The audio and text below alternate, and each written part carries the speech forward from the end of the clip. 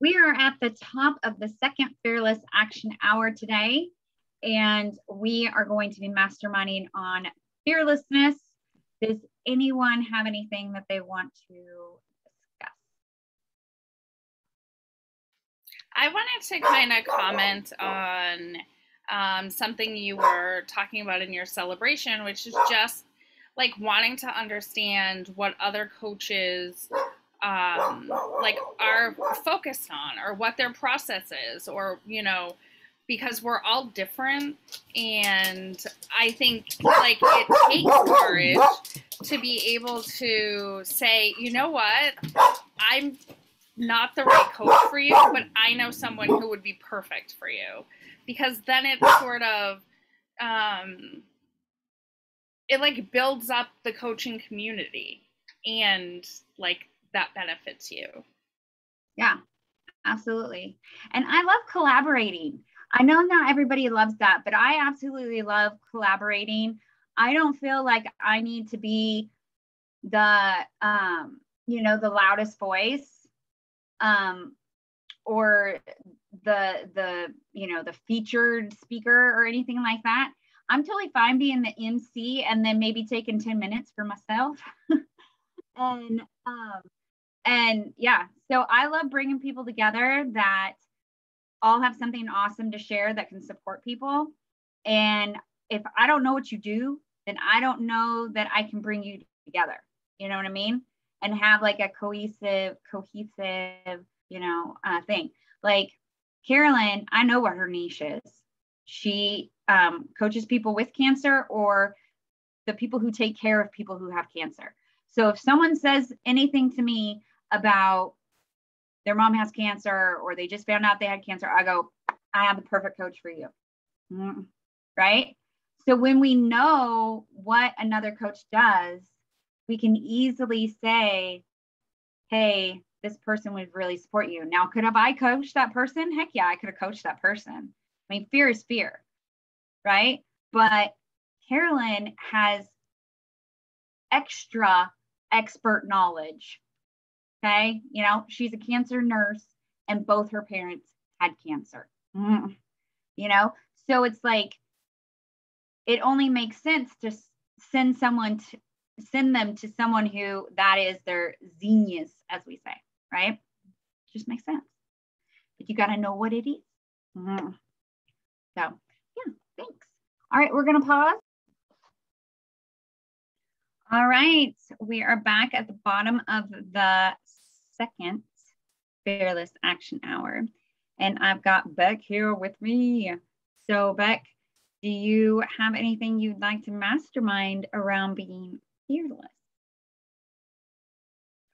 So something that Amy had said earlier made me think of the question, like, what does fearlessly focusing on ourselves bring? Something that she was talking about was focusing on yourself. And I was like, yeah, well, what does that bring into our life? And then I put the word fearless in there. So I'm like, okay, what does fearlessly focusing on yourself bring? Yeah. What do you think? I don't know. That's why I asked you. I want to know what does it bring when you, especially when you put fearless in there, right? Like when you're fearlessly focusing, to me, that like adds another layer of you won't hold back, right? You won't let the judgment of what other people might think, or the guilt or shame that creeps in, especially if you're a parent. With putting focus on ourselves, it's generally against the grain to like vocalize that. But fearlessly focusing on ourselves, I mean, that brings confidence, and it brings a different kind of energy around anything that you're doing when you embody doing it fearlessly. So I mean, I could add that to anything, and just instantly, to me, it's a boost of confidence. It's a boost of like all good things. Yeah. Yeah. I totally agree with what you said. And I think that how we get to fearlessly doing something, we all access something, within ourselves. For me, it's trust. And I've said this so many times. So if I trust myself that I know what's good for me, that I know what's going to fill my cup, that I know that if I fill my cup first, that everything else that I want to put myself in is going to go better, right? I want to be a good mom. So focusing on my self-care will allow me to show up for my children in a way that is more how I want to show up for them. If I just go, and I'm empty, what am I giving my kids? Right? Like nothing good, right? I'll probably be yelling at them, be irritated with them, have no patience with them. That's not the kind of mom I want to be, right? Nor is that the kind of businesswoman I want to be. So if I'm filling up my cup, if I'm focused on myself and making sure that I'm doing what I need first, then I can show up for my clients and for prospective clients and for the general public more in the way that I want to show up. So when we can fill our cup, we can give from our overflow, not give of the stuff in the middle or the stuff at the end. Like I was talking, I think it was on an action hour before, maybe it was something else, but if you think about a cup of water, right? When you get to the middle, there's probably some backwash in it, right? When you get to the bottom, most of it is backwash. And so if you think of that, like, would you ever drink or give someone that? No, you wouldn't want to give someone that, right? So continually filling your cup is continually giving someone clean water, continually giving them the best, the most cold, the best water that you have, right? But you're not going to be able to give from your overflow if you are not focusing on yourself at all. If you are not taking care of yourself, if you are not putting yourself first, your needs, making sure that your needs are being met, there's no way that you're going to be able to give from your overflow because you won't have any. You'll be giving the backwash. Yeah. Then that's nasty. That leaves a nasty taste in your mouth, right? No, I love the visual. And I know that I heard you give that example about the last drop in your cup when you were the speaker for the Wasa Polka Dot chapter here.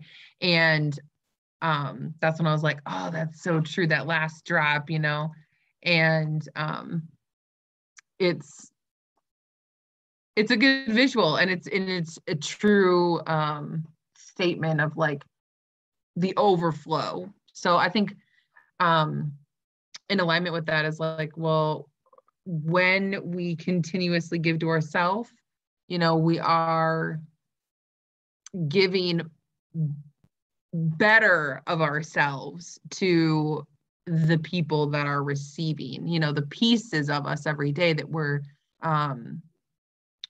putting out there for our kids and our clients and friends. And I don't know, where do you think that like the fearless part comes in for that? Like, yeah, I think it was in what you said, not letting judgment of others or shame or whatever that voice of fear is going to come in and tell you, you can't spend time taking care of yourself, right? However it comes in and says that, like, that's where the fearlessness comes in. I know when I first started really working on my business, I started traveling for my business. I felt super guilty. And I would get comments all the time about like, are you ever home? Or who's with your kids? Or it seems like you're always off doing something, you know? And it was hard. It was hard to have people think of me that way, you know, to think of me as this mom that's never home, or this, or that my work isn't important, you know, as, I mean, taking care of my kids is the most important, but that there's not like, you know, like dad leaves for work every day. Dad goes on business trips. Nobody ever flipping asks him that. Mm-hmm. Right. So that, Right. you know, so there's lots of, as women, I think there's a different mentality towards them, you know, especially if they're also moms, you know, and stay at home moms, you know, that are working and, you know, are entrepreneurs that aren't going to a 9 to 5. They're, you know, they're making their lives work with taking care of the kids and working a business, you know. It's like that, all of that stuff, that fear that comes either from inside of us, the fear that's inside of us, or the fear of others that gets put on us. When we can move past that and still take care of us, that's being fearless. That was my point. Woo! I love it. All right. Thank you.